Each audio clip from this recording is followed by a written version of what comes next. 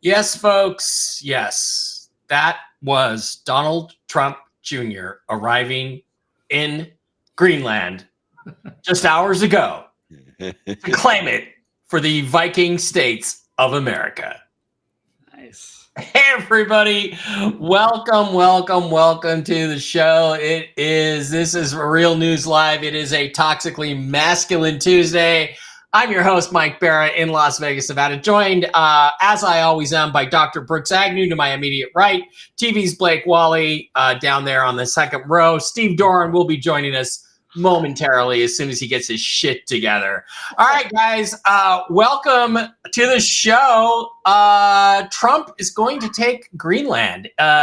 He's serious about this shit. He sent Don Jr. up there, basically, 10 days, 15 days before his 13 days before the inauguration to negotiate the terms under which Greenland will become part of the United States, either as a territory or as a partner, I guess a business partner. We can buy it from Denmark, or we can make them a territory if they go. It's kind of like if you're a free agent in football, right? If you can either get traded, or you can say, I'm not reporting to that team. I want to be free agent. You're going to have to cut me and release me and let me go my own way. That's kind of the choice that's facing everybody in Greenland. But the thing about it that's actually kind of cool, guys, is that, this is not the only thing that Donald Trump is thinking about doing. There's a whole bunch of stuff that I think could get really, really, really interesting. And that is that if you look at what he's doing, well, there's a couple memes here. Let me show you the memes, and then we can get on with it. Here's a meme. Donald Trump on his phone, about ready to check out from Amazon.com. He's got Canada, Greenland, and the Panama Canal on his list. That's some pretty amazing, interesting stuff. I noticed they did such a good job. They even took this cart thing and they put it on the phone. So it looks like he's actually checking buying Canada, Greenland, and the Panama Canal. But guys, this it's not entirely unserious. I mean, it's really interesting because as we look at this, I think Trump's concept of what America is something like this, from Greenland all the way down to the Panama Canal. Guys, I haven't said anything about Cuba yet, but guys, it looks to me like, and I hate to bring up this phrase, but it looks like Nasara. This is what I was kind of told. And also England and New Zealand and Australia are going to be part of this Commonwealth when it's all over with. Brooks, Blake, let's start with you, Blake. How serious do you think this is? And it's got to be serious, or you wouldn't have sent Junior to Greenland to negotiate terms and find out what they want, would he? No, it's definitely not just talk anymore. So, I mean, you're going to fly your kid out there. Yes, this relatively, big continent, and there's only like 60,000 people that even live there, and it could be lots of resources. So, and it's strategically, it's right next to us, as you showed on that map. So, there might be something to it. It could be a lot of potential, and we're like $33 trillion in debt. I mean, maybe there's resources there. They're talking about earth minerals, and they're fighting with China. So I think this could be how we can get ahead if we can get everybody to agree on that. And we've been joined by the ghostly pasty Steve Doran. Steve, thank you for being here. Even though you forgot that we were doing a show tonight. Well, it's okay. I forgot. Deb from Sacramento sent me a message today about how she was ready to moderate, and I'm like, fuck, I have a show to do tonight. I got on the holiday thing and just completely lost track of time. I'm grateful to have all four of you guys here. Brooks, there's a little more even to this, which is that there's a really interesting post that I want to share real quick before I let you go on this. It's an anonymous post. This is, why does Trump keep joking about Canada becoming the 51st state? First of all, he's not joking.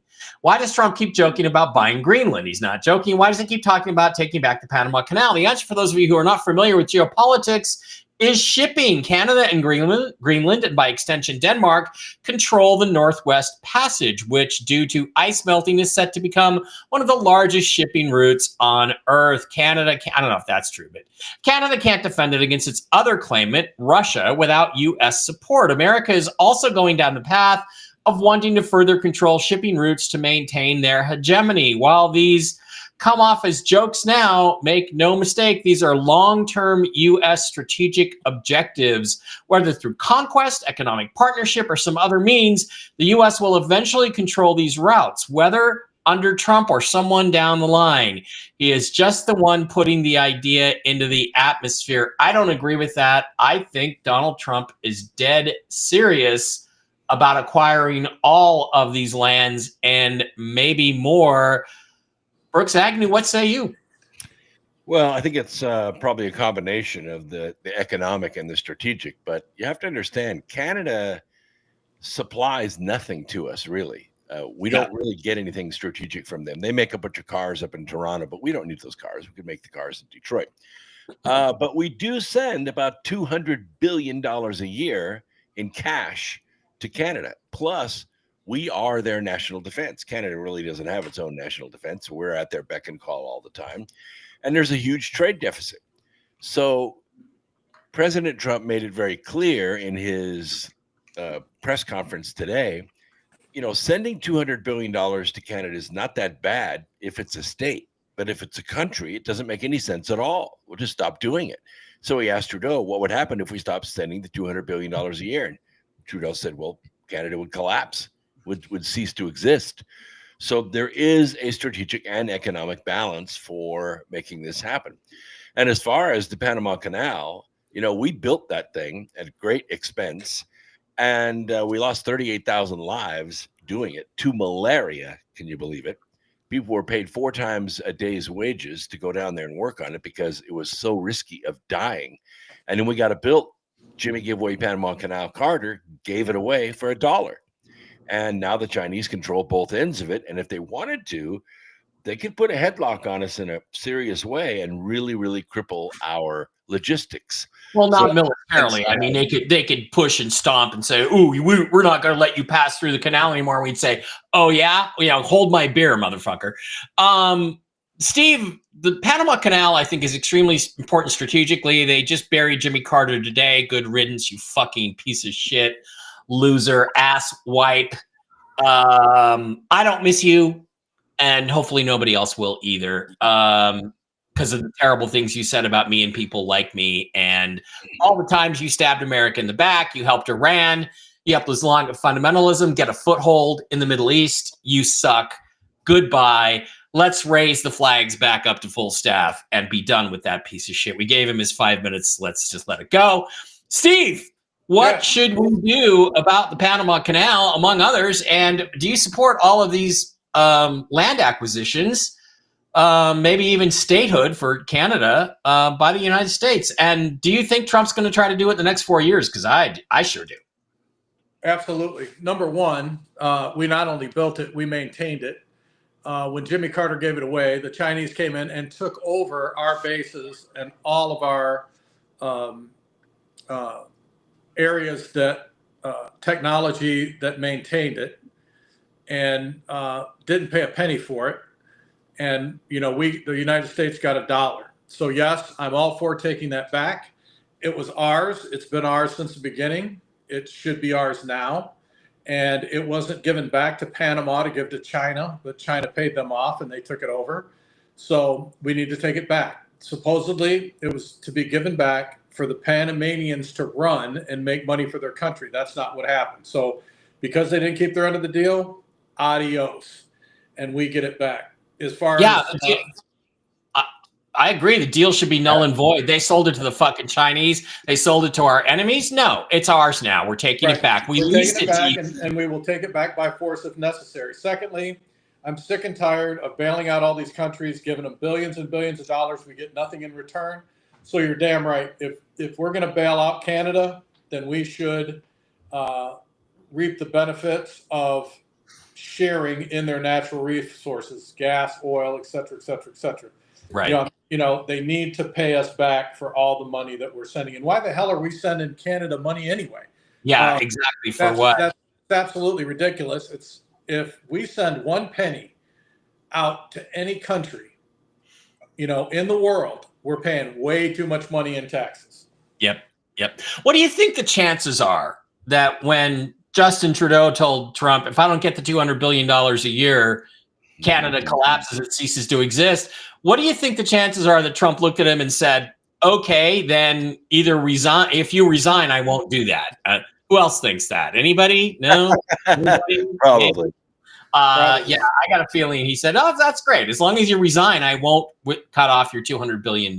So another thing that's kind of interesting here is Donald Trump had a press conference today in which he said a lot of interesting things. But to me, none of them more amusing and interesting than this one. We're going to be changing the name of the Gulf of Mexico to the Gulf of America, which has a beautiful ring that covers a lot of territory. The Gulf of America, what a beautiful name. And it's appropriate. It's appropriate. We're going to be... look, I'm sorry. He's dead serious about that. I think when he says that the Gulf of Mexico is now going to become the Gulf of America, which it probably should be. Again, guys, I think Brooks, I think this is all pointing towards an expansion of America's influence in our local area. And as I understand it, this has all been agreed to as late as 2015 in the so-called Jassara agreements. How the world was divided up may or may not be true, but all I'm saying is literally everything Trump is proposing was in that stuff that I heard like 10 years ago now. Brooks, any thoughts? And this is not new. This is all a doctrine known as the Monroe Doctrine. It's been there since the Louisiana Purchase. And we just haven't, we've done it by force. We've done it by color revolution, but we haven't done it the right way, which is the Trump way. Yeah. Okay. Before we move on, I wanted to start with that because it was timely and breaking news in a sense. But now I want to get into some serious stuff that happened. On New Year's Day, there were 2 terrorist attacks in the United States. The first one was in New Orleans. I think we'll go back to that one first, where an Arab terrorist, an Islamic terrorist who was, quote, an American, actually drove his truck into a New Year's Eve celebration in Australia. And we got some video of it. Let's just go ahead and take a quick look at that. And then I think we can discuss it. There's the white truck, turns.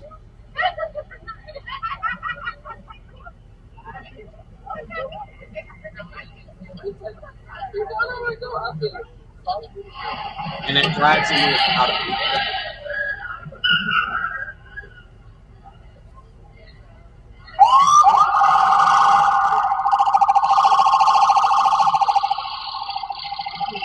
Okay, that's the video, guys. And then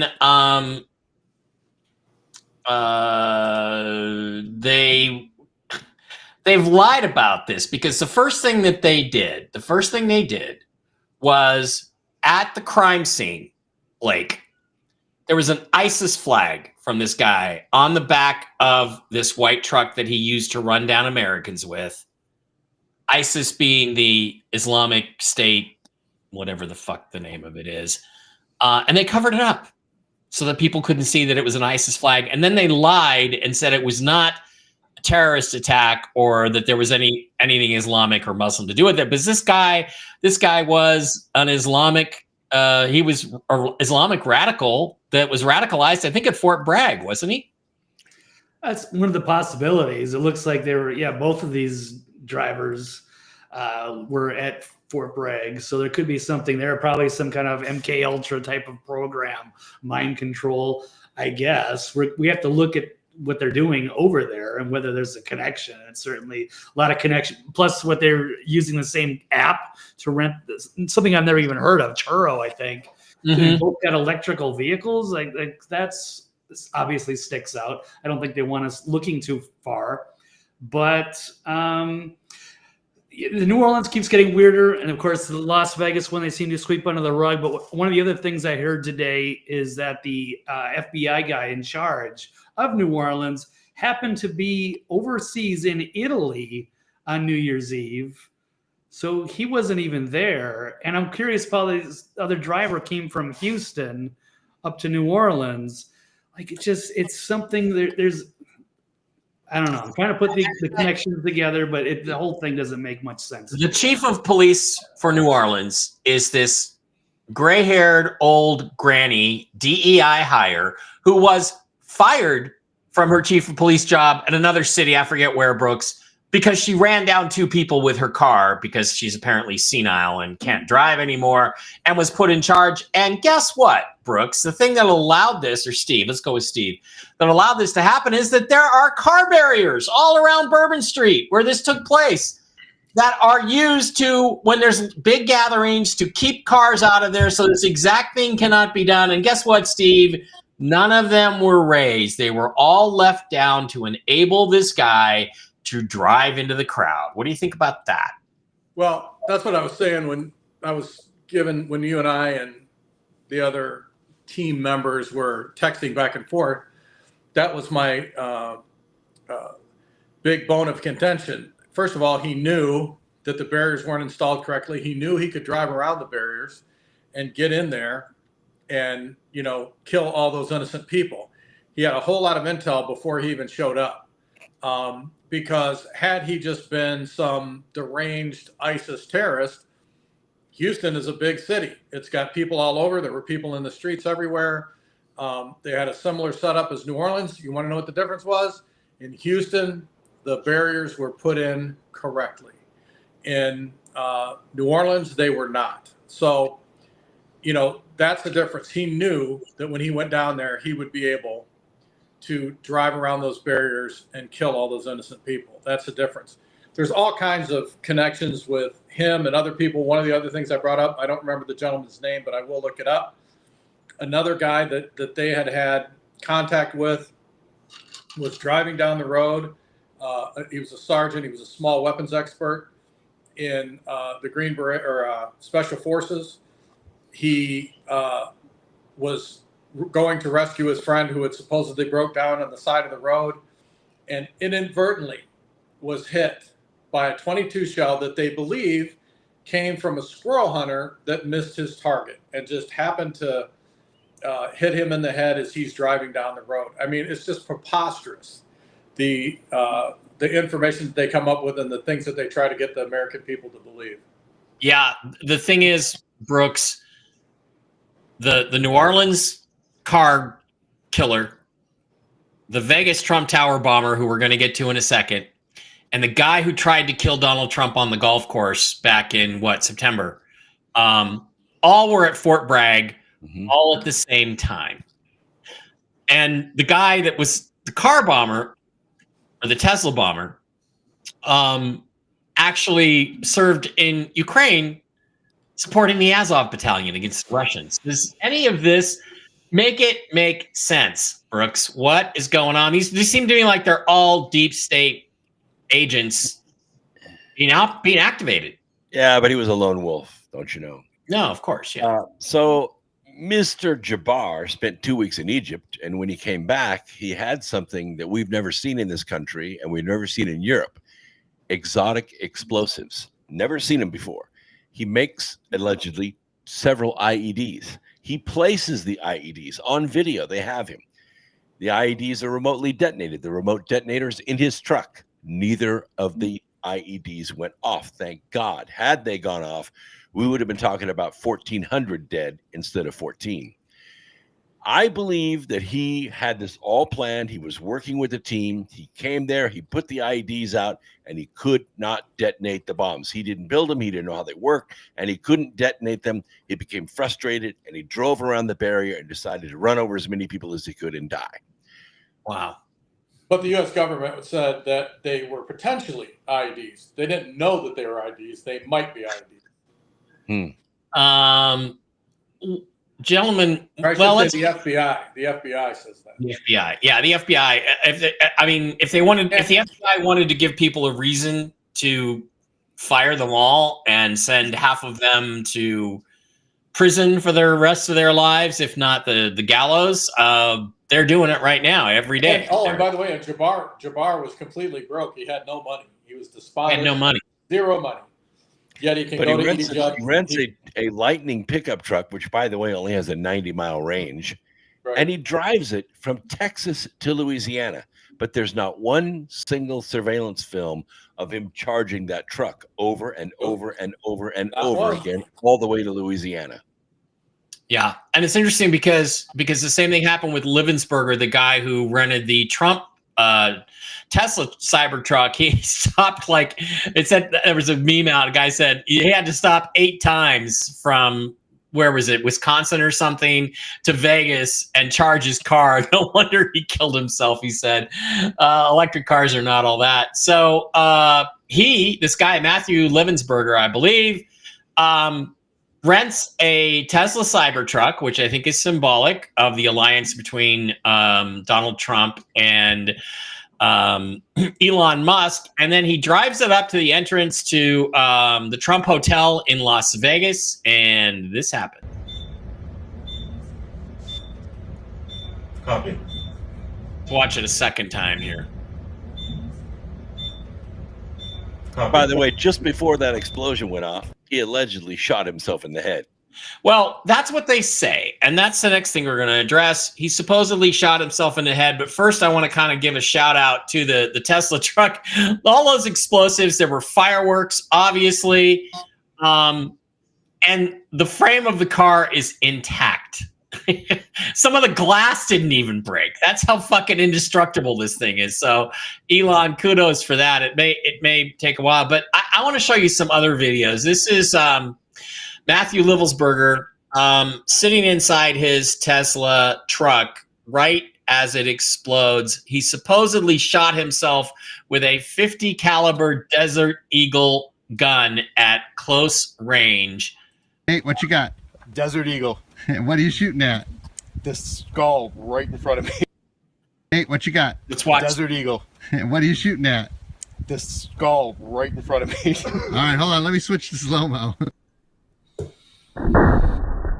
That's what one shot does. Now, this is him in the vehicle. Look at his head. Does his head Hey, look what you got? blown Desert up? Eagle. What do you... Does his head appear to be blown? You know, he's moving. He's alive. He does not have a gun to his head that we can see, and then the bomb goes off in the front seat. So I would say that's a man who's alive, who hasn't put a .50 caliber round through his head. And where, again, is the autopsy results and the photographs and all that, so we can determine what he died of? They're nowhere. And how would he detonate him? How would he detonate it if he was dead? If he was dead, unless there was a dead man switch, like if I take my foot off the brake, once I put it on the brake, the whole thing goes off. But clearly, if you look at that video, who clearly uses fireworks as his explosives would not have. But see, but it's also clear he didn't shoot himself in the head with that gun. If he did, there'd be nothing left of his fucking head, right? And there was no gun signature. Yeah, There's a loud bang. There was no loud bang. And there was no flame from the barrel. Yeah. So the issue is that they said, well, the reason he committed suicide is because his DNA didn't match that of his son's. Well, how about his DNA didn't match that of his son's because it wasn't his? The body that was in the driver's seat of the Cybertruck was not him. Yep.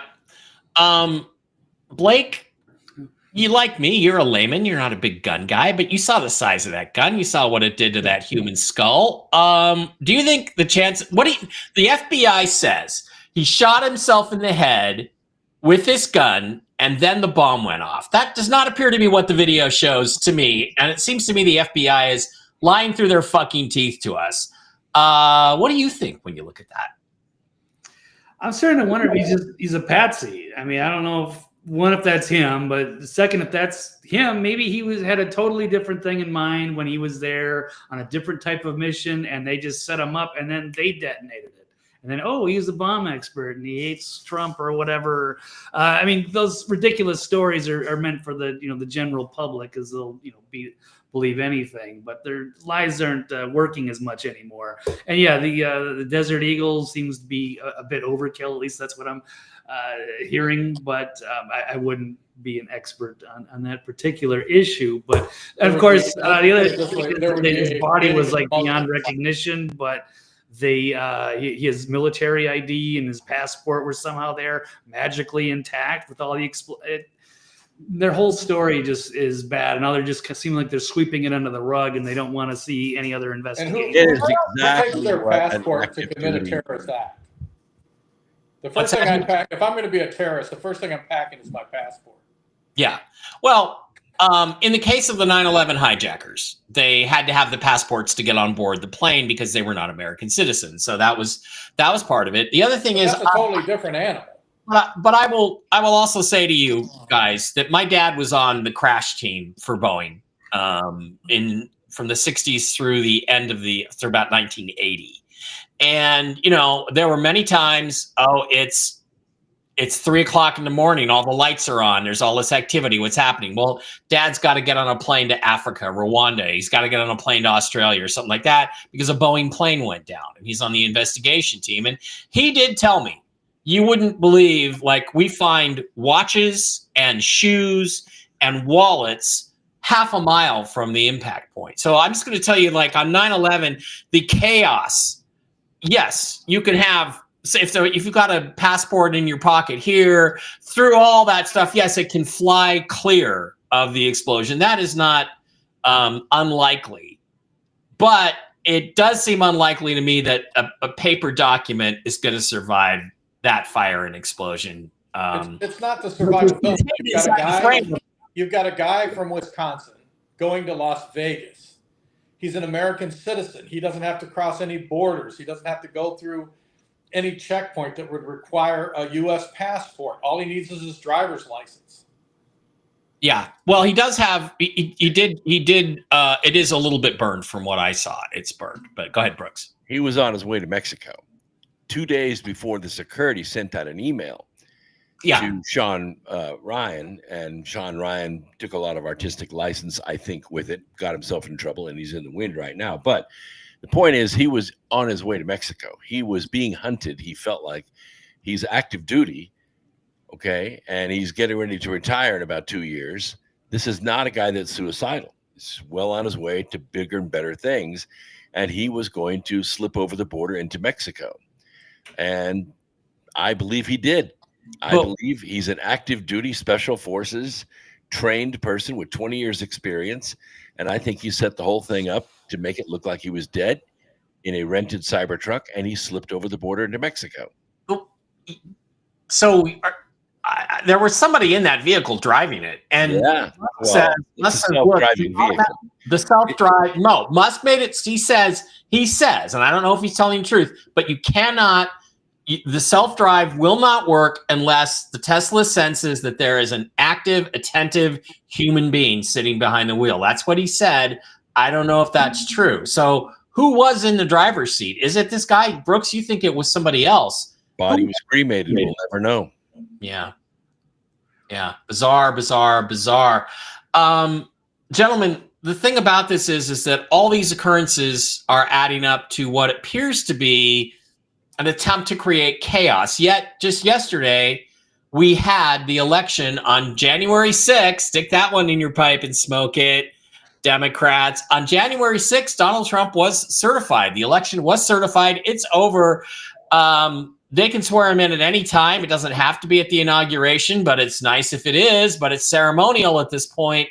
Trump is effectively the president, which may be why he's going to Greenland to acquire it. But guys, do you think this is the start of an attempt to create chaos before the inauguration? Or, I mean, what is going on here? Because I get vibes from people that, oh, it's going to be after the inauguration. They're going to try to create all this disruption to stop the agenda. But these things don't make a lot of sense to me. But they're clearly deep state. They're run by the deep state, out of FBI, out of Langley. But what's the point? I guess I don't understand what the point is. Anybody have any ideas on that? Blake, Brooks, Steve, anybody? Help me. I think they're trying to do what they did before. They're trying to terrorize the American citizens, show them that now that Trump's in charge, that all hell is going to break loose, that you need to be scared to leave your home, that type of thing. The problem is it's not working. And people are more attentive. They're not believing the bullshit. They are looking, intently at all the evidence and seeing that it's, that what they're being told versus what really happened is bullshit. And it's just not working. And fortunately, the other thing is that the people that they're using to pull these things off, the equipment that they're using, like the IEDs, are not working either, which, I just believe is an intervention from God that they didn't work and more people were not killed. Yeah. Blake, what's the end game here for the deep staters? Is this just a few? Are we looking at the Japanese soldier who's been hiding in the jungle for 40 years that finally decides, well, maybe I better come out and surrender? Or he sees a white guy and he's like, I better go kill that American. We're still at war. That he doesn't know that the war is lost? Or what do you think is driving all this? Any speculation at all? Yeah, just cause chaos, but their time is limited. So I was kind of thinking they might be doing these prolonged attacks all throughout the year. They have sleeper cells. That could be something. But as soon as Kash Patel starts cleaning house in the FBI, hoping he does, then maybe their little shenanigans and these games that they run will come to an end, and they'll start investigating it. So I don't know how they're going to continue. Yeah, some kind of a weird guerrilla warfare from the deep state with sleeper cells. But yeah, I expect them to continue to cause problems and mayhem as long as Trump is in office. They can find some way to spin things, but they're sloppy and they're messing a lot of these things up too. At some point, you're going to run out of people willing to blow themselves up to cause a little bit of chaos. Something strange happened. After the certification, there were two motions for unanimous consent put forward on the House floor. As they were starting to read them, which is required, they were stopped. The people saying, don't read it. And they didn't read them. And then they adjourned. And I have video of this somewhere, but I don't have it with me right now. It just occurred to me to bring this up. And they adjourned until 11 a.m. today. Okay, we're adjourned, which actually, I don't know if they used the word adjourned. I think it was dissolved is what they actually said. I got to go find this video. It was adjourned. And to come back at 11 a.m. today. Well, what happened at 11 a.m. today is Donald Trump gave his press briefing. So I'm thinking, did they just dissolve the old Congress, the corporate Congress, and reconvene the new Republican Congress, Brooks? What's going on with that? Because I'm sure you caught it today. Well, that's exactly what happened. Is the 118th Congress adjourned, and they didn't come back until they were the 119th Congress. Well, but that's fairly normal. But why the exact timing with Trump's press briefing? It's almost like what he did today was some sort of official act rather than just a press conference by a president-elect. I don't know what the two motions were. That one was a Republican, one was a Democrat. They were unanimous consent motions, and they were not read. And then they adjourned until 11 o'clock today. It was very, very strange. And especially the part about them not letting them read what was being proposed to the House at the time. Yeah, also the Super Bowl is in New Orleans. I think it ought to be canceled and permanently moved to Las Vegas every year because we are the only city that can handle that thing. All right. Trump brought up some other things in his press briefing today. He was asked about January 6th, which the anniversary, of course, was yesterday. And Kamswala Horace had to certify the guy who beat her like the whore that she is. All right, let's go. More than 140 police officers were injured by rioters on January 6th. Will you pardon anyone who attacked a police officer? Well, you know, the only one that was killed was a beautiful young lady named Ashley Babbitt. She was killed, and there was actually somebody else that was killed, also a MAGA person, but people don't give it 100% credibility. I'm going to find out about it, and we're going to find out. But Ashley Babbitt was killed. She was shot. She had never been shot. She was shot for no reason whatsoever. In fact, they say that she was trying to hold back the crowd, and the crowd was made up of a lot of different people, so we'll see. But I will tell you this, the person that was killed was Ashley Babbitt. The other thing is, when they talk, you know, there was never charges of insurrection or anything like that. But if there were, this would be the only insurrection in history where people went in as insurrectionists with not one gun, okay? And let me tell you, the people that you're talking about have a lot of guns in their home for hunting and for shooting and for entertainment, a lot of good reasons. But there wasn't one gun that they found. And why didn't they find the bomber, the pipe bomber? You know, they know who the pipe bomber is. The FBI knows who it is. Okay, so he's sitting there talking about January 6th, and then he says, he drops the bombshell at the end. The FBI knows who the January 6th pipe bomber is. Brooks, what do you think the meaning of that is, and what's going to be? They were trying to draw him out to see if he was going to, pardon everybody. But he did come out and say, yeah, we're going to be looking at that, and we're going to be pardoning a lot of them. There were only 28 that could even be questionable. The rest of them he's going to pardon. And it's going to drive the left absolutely crazy. Then he's going to go after and investigate the J6 committee. I think that every single one of those incarcerated should be compensated $10,000 for each day that they spent in incarceration. And the money should come from the J6 committee budget.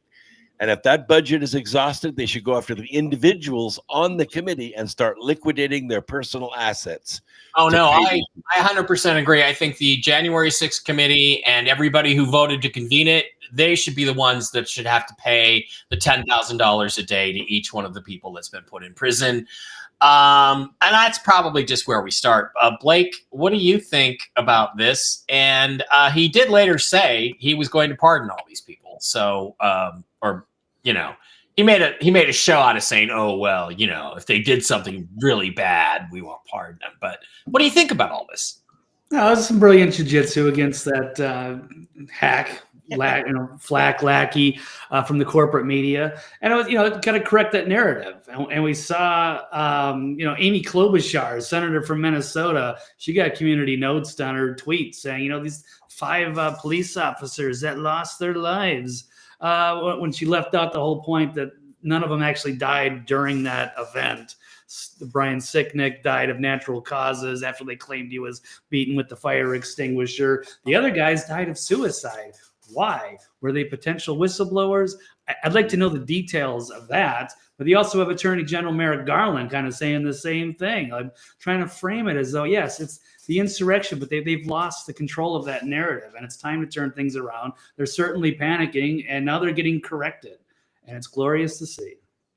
All right, Stephen, what should happen to the January 6th committee? And if we're operating under constitutional law, true constitutional law, what should happen to these bastards? And yeah, that's what should happen, Brooks. And how do you think it's going to go over when he pardons all these people and lets them out of jail? Well, first of all, they committed no crime. So, you can't convict people. They convicted them in a kangaroo court without the proper evidence to put them in prison. So they need to be pardoned. An investigation needs to be done exposing the people who rigged the evidence to put them in jail. The January 6th committee needs to be held accountable for everything that they did, and more than anyone else, the police officer who pulled the trigger and killed that lady needs Michael to Bird. be, his name is, what was his name? Michael Bird. Michael Bird, Yeah. B-Y-R. He needs to be tried and sent to prison, or in my opinion, given the death penalty for what he did. It was premeditated murder. The electric chair. Well, he was obviously put up to it, and that's the other thing Doesn't too. matter. Is doesn't matter. I mean, he needs to. I mean, the people that put him up to it need to be held accountable. But he's the one who agreed to pull the trigger. Well, that's true, but I think I'd swing a deal for him. If you give up all the people that hired you to do this and ordered you to do this, then we'll let you go with life in prison.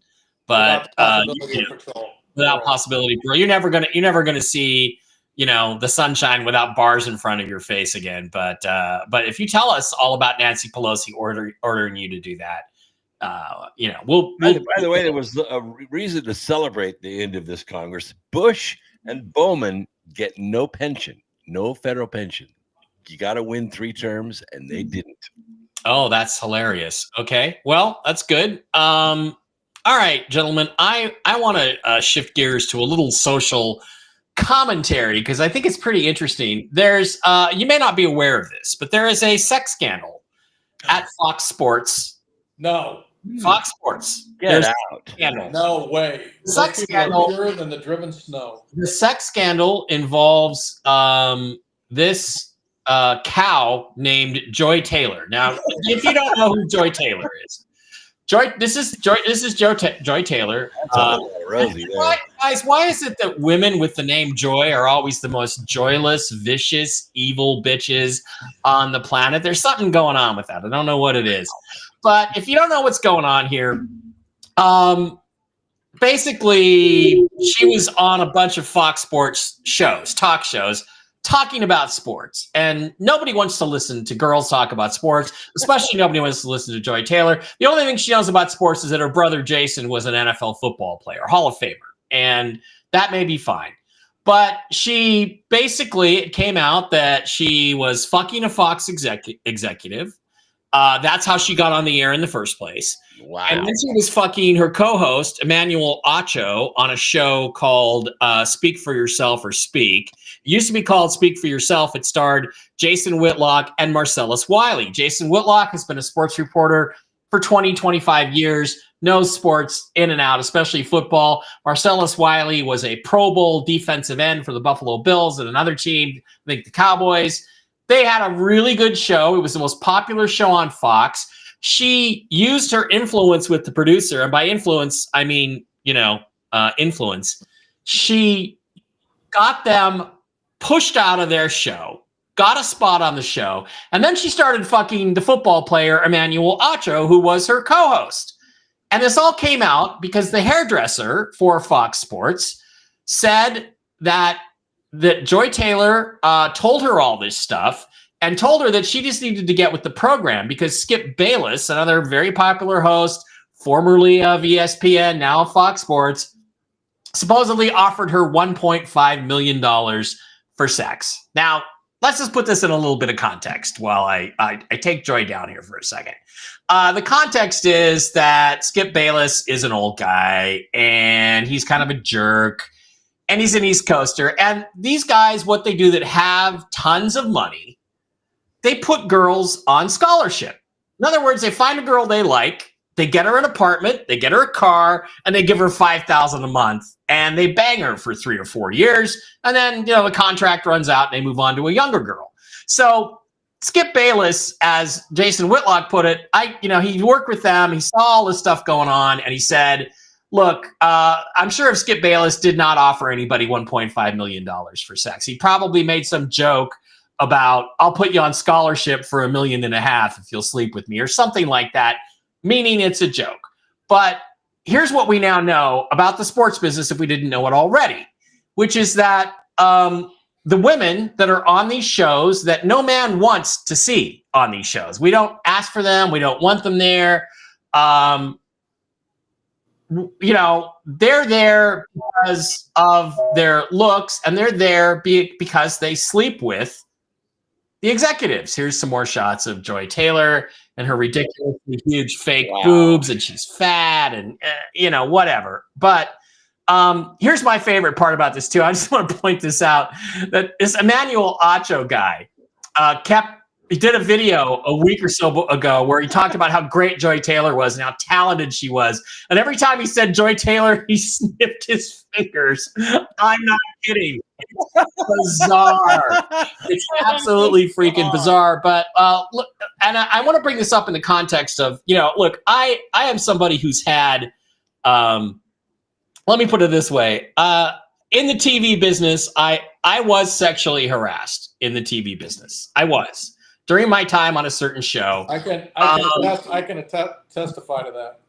Yes, because I called you and told you immediately. But here's what Jason Whitlock said about this today. And I just want to give him a brief little bit because he was there when all this stuff was happening. So he called Joy Taylor. Well, listen to him. And people have got all upset with me for talking to you guys in a straightforward manner. That I'm spelling it out to you in a way that I hope everyone can understand. And for those of you that are disappointed with the way that I spelled it out, and particularly if your objection is like, hey, as a Christian, Jason, choose better language. I'm going to apologize to you that are sincerely feel that. But I'm going to double down and stand on it because in this moment, that type of raw commentary is necessary so that the point lands with everybody. Like what you get on this show. I don't think saying that Joy Taylor has a big rack, I don't think that's profane, in my opinion. Maybe I'll listen to the rest of y'all, hit me over email, hit me over Twitter or X, and explain to me how big rack is some sort of over-the-top, inappropriate word. Or big cans is some sort of over-the-top, inappropriate word. Explain that to me, because you're talking to someone who's a recovering profanity-aholic. You're talking to someone who, you know, used to say MF as a term of endearment. And I've corrected a lot of that. And anybody that's watched this show has seen me improve my language tremendously. And so I'm not ready to go there that big cans and a big rack is somehow across the profanity line. I just don't buy it. But maybe some of you all can explain it to me. Back it up with some scripture when you try to explain it to me. Don't just come to me with your opinion. Back it up biblically, and maybe I'll listen. So what did I say? I said big rack, a pair of cans, and peanut butter skin. Someone walked me through how peanut butter skin is some sort of derogatory, inappropriate description of Joy Taylor or any woman. I am not the only man that's attracted or peanut butter skin is attractive to. That's almost a universal opinion. All right, that's not quite the clip that I thought I was posting up. I had another one, but I will say this. All right, so Steve, first of all, how do you feel about peanut butter skin and big racks? Secondly, here's the thing. What he goes on to say, and I think you should go to Jason Whitlock's YouTube channel and you should watch yesterday's show and today's show that he did on The Blaze, which is Glenn Beck's network, and he lays it out and he says, this is a lesson. This show is for men. This show is for men, and we let you ladies watch too, but the show is for men. He says, the situation now in this country is so screwed up. We are so accommodating to feminism and the feminist agenda that women are always right and men are always wrong, that this is the kind of danger that you're going to get into in the workplace, young men. If there's any young men out there in this audience, do not sleep with the women at work. The second that you do, they become your boss. Because you know what Joy Taylor was going to do? And here's the thing.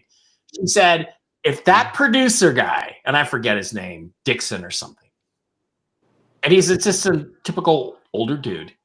If he doesn't give me everything I want, I'm going to say he forced himself on me. I'm going to accuse him of rape. This is in the lawsuit. He told this to the hairdresser who filed the lawsuit. Now, what should happen? First of all, Steve, do you agree with that? You don't mess around with the ladies at work because it just puts you in a bad position.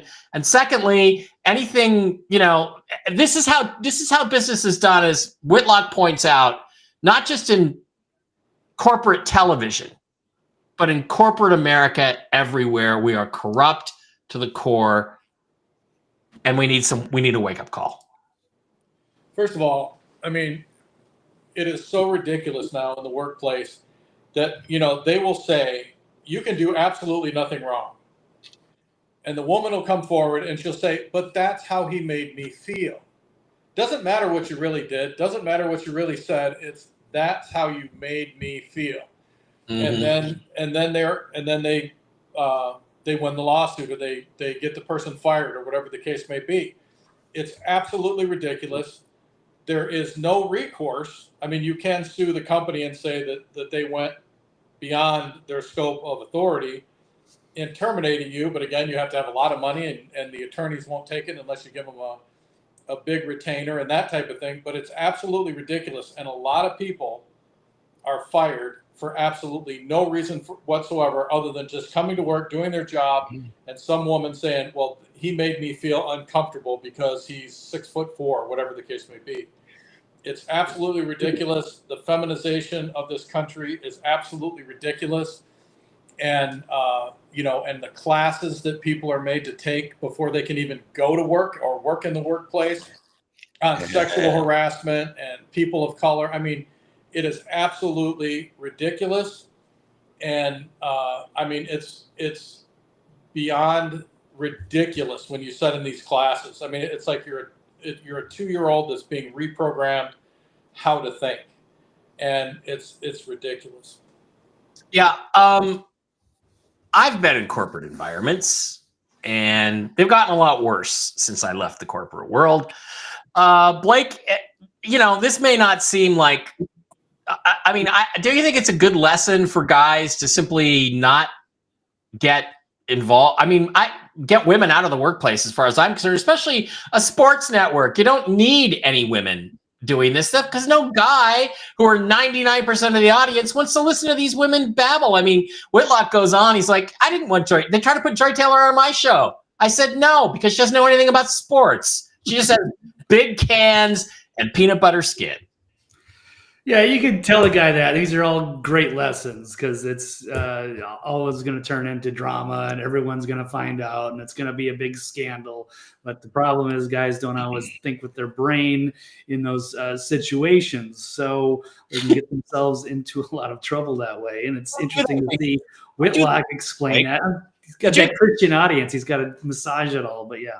Well, I don't think he has a purely Christian audience, but I know there's Christians. Well, on the Blaze, so people are freaking out. So he's got to make sure he's got to talk about the cans and the language, because people are going to give him a hard time for that. But that's why men, typically, if you want to make a lot of money, you don't want to put up with the bullshit, then you need to get a job in skilled trades where you don't have to deal with women, and they typically do not go to work in those areas. And that's how you're going to make money. That's how you're going to get along. They have yet to be feminized because the women can't do that kind of work. They're incapable of doing that kind of work. That work. Yep, that's true. Brooks, I know this is probably not on your radar for an issue today, but I just think it's really important, because I think where it's Toxically Masculine Tuesday, and it's a guy's issue, and I think it signals a shift in the culture. We'll really know if they fire this bitch, and she ought to be fired. She was back on the air yesterday, maybe today. There's no saving her. And by the way, she is the worst Trump-hating, America-hating, liberal feminist cunt. Did I use that word? Yeah, I did. This is not the Blaze.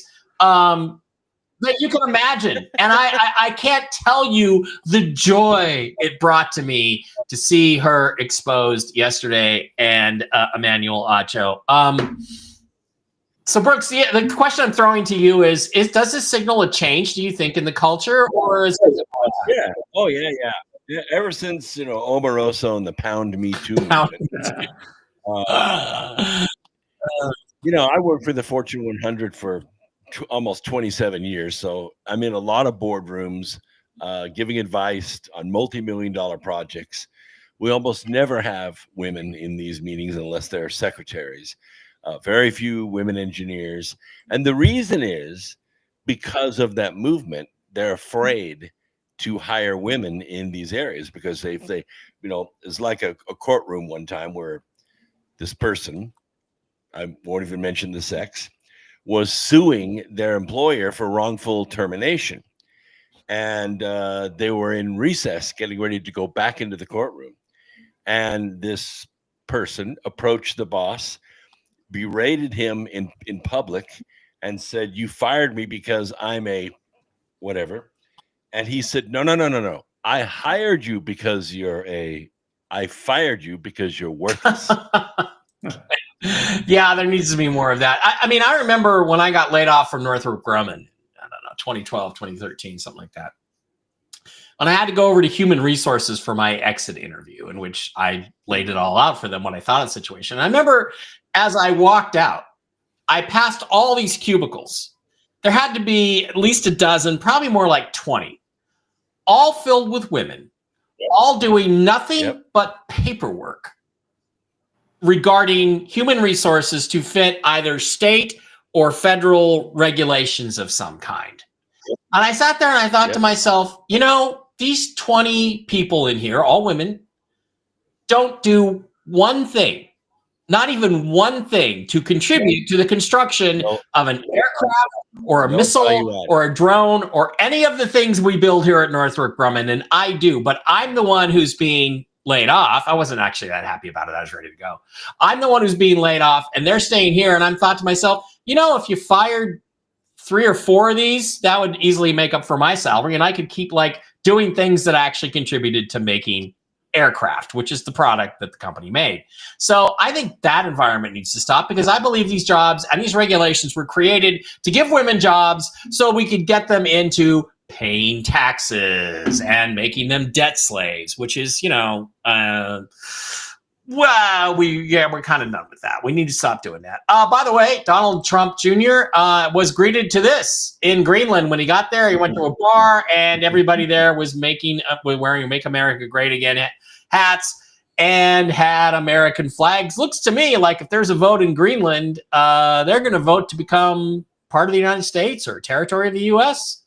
Good news, bad news? What do you think, guys? No, I think it'd be a great thing to have as a territory. We have an air base there, Thule Air Base, been there since the early 50s. It's a very strategic place for us, has a 15,000 foot runways. Yeah, and as the thing showed, it's very important. Yeah, I think it's a great idea to make them a territory there, just as valuable as Guam. Maybe more valuable than Guam. Okay, Steve, anything else you wanted to talk about that you think is relevant? Do you believe that, looking at the video of the Cybertruck, do you believe that guy shot himself in the head before the bomb went off? Because I don't. Negative. No muzzle blast. No. You would have seen the cab light up prior to the explosion. You saw none of that. Yep. All right. Any other issues you want to bring up, TV's Blake Wally? Anything else you guys talked about on Agree to Disagree today or anything like that? Well, I guess the big story is whether we believe that Mark Zuckerberg deserves redemption because he's coming around and acting like he's getting rid of all the fact checkers out of Facebook. So maybe they'll ease up on the censorship there. If he's coming around, it's because he's terrified of Trump. Yeah, that's very good possibility. They used to be terrified of him when he was sitting in his high chair in the Senate committee meeting. Nobody wanted to ask him the hard questions because each one of them knew that if Mark Zuckerberg shadow banned them, they would lose their election. They used to be afraid of him. Okay, well, the thing is, in case you guys don't know, what Zuckerberg has talked about is he's talked about going to a community notes type system like Twitter X uses, as opposed to having fact checkers. We, of course, don't check facts. They lie, they distort, they manipulate. And I think it's great because I'm looking forward to the day when on Facebook we could have community notes like this one. It needs to be said, Sydney Sweeney's boobs are not that big. Readers added context they thought people might want to know in a community note. Yes, they are. Yes, they are. Sydney Sweeney's boobs are. And anybody that thinks that Twitter and X is still not shadow banning people, you're lying to yourselves. Yeah, absolutely. I mean, Musk tried to say that, have better content. And I'm like, I'm sorry. I saw a guy's post last week. He has 1,500 followers. I'm up to about 4,000 now after crawling my way back from the abyss on my 9th Twitter account, right? Barely making any progress, but he has about a third of the followers I have. He posts out some innocuous post about some issue of the day, and he's got 200,000 interactions. 200,000 people saw it, and like 500 or 600 likes, and 80 or 90 comments, and a bunch of retweets. And I'm like, I put something out, I get like 10. I get like 10. If I get 5 comments, I'm lucky. And my content, believe me, is entertaining. It is funny. It is interesting. And so I have 3 times the followers that he has, and I have 1/100th the interaction. So yes, they are continuing to manipulate and suppress accounts they don't like. The question is, if Elon Musk is really on our side, why doesn't he like my account? Because I say a lot of the same kind of things he said. I'm like you. I want my Twitter account back. I had 25,000 followers, and I was doing very well and growing. And all of a sudden, they just And it. it's the thing is, and it's like you said too. All I want is when I put something on Twitter, is I want all of my followers to see it. That's all I want. That's it. That's it. I don't care. Let's find out what happens. All right. Anybody else have any final thoughts or issues before we let it go for today? Blake, Brooks, Steve? Well, I wanted to make a comment about moves that Putin has been making lately. It appears that he's not going to give back any of the territory that he's already taken. He said it's too late for that. We have this territory. That's the territory. These 5 states are now independent. We're not giving that back up. Well, and again, under the Jassara agreements in 2015, somebody told me those are all going to be, they're all part of Russia. And I'm like, okay. And guess what? He's keeping them. So go ahead. Yeah, it's funny out there. I think we're going to drop out of NATO. We're going to drop out of the World Health Organization. The National Institute of Health is going to be reined in. And it's going to be a serious cutback time because NATO cannot survive. No doubt about that. Blake, any final thoughts as we head out of here on our first Tuesday of 2025? I guess, it's interesting, I guess, trying to find the dispute between Elon Musk and the battle he's got with England going on, and the special status that they're holding over our heads for digging into their massive scandal that they have covering up these immigration rape. Didn't they threaten to expedite us if we say anything bad about England? We'll expedite you and prosecute you in England. What do you say about that? I said, come and get us yet, mate. Exactly. Yeah. Well, I can't believe it. That's the other thing. As American citizens, you would think if any foreign power, whether they are our allies or not, who makes a comment like that, our government should be going for their throat and going, you just try and come and get an American citizen for making a comment that is perfectly legal. Free speech post on the internet. Fuck you. Yeah, they actually we ought to send SEAL Team 6 in, arrest the guy, take him to Gitmo, put him on TV, and say, "Are you ready to rescind your?" The thing is, in England, it's so screwed up. They're letting murderers go. They're letting rapists go. Yeah. They're letting terrorists go. But if you make somebody feel uncomfortable on Facebook, you go to jail for 6 months to 2 years. 7 years. There's one guy who got sentenced to 7 years for a social media post. So it's not funny. This terrorism, this tyranny needs to be ended. Now, speaking of tyranny, I've got one last thing I wanted to share with you guys. We're all against the vaccines, and the war against them continues. We had one of our shows taken down from a couple of weeks ago because we actually posted Robert F. Kennedy Jr. an interview. We showed an interview that where he talked about the vaccines and told the truth. And he's, by the way, about to become the Secretary of Health and Human Services for the United States of America. But we were taken down for medical misinformation for showing an interview with Robert F. Kennedy Jr., who's now going to be working for the government. But we have now discovered there is one positive side effect to the vaccines. Woman 19 whose breast quadrupled after taking Pfizer COVID vaccine. This is a real story. And this guy says, I got your booster and some flowers, honey. This was the only real side effect. Guess what? The world would be a better place. All right, guys, that's going to wrap it up. Thank you for being here. I'll be back on with Jen tomorrow on Tell the Truth Wednesday. Everybody stays tough. Everybody stay strong. Go watch Jason Whitlock's last 2 live streams about the work environment in corporate America and at Fox Sports. There's a lot of lessons there that even if it's too late for you, teach them to your sons, teach them to your grandsons, tell them about the way things work and what we have to do to change the culture in this country. We need to return to the patriarchy sooner rather than later. And everybody, the men and the women, are going to be a lot happier for it. Thanks for being here. Love you guys. Peace out.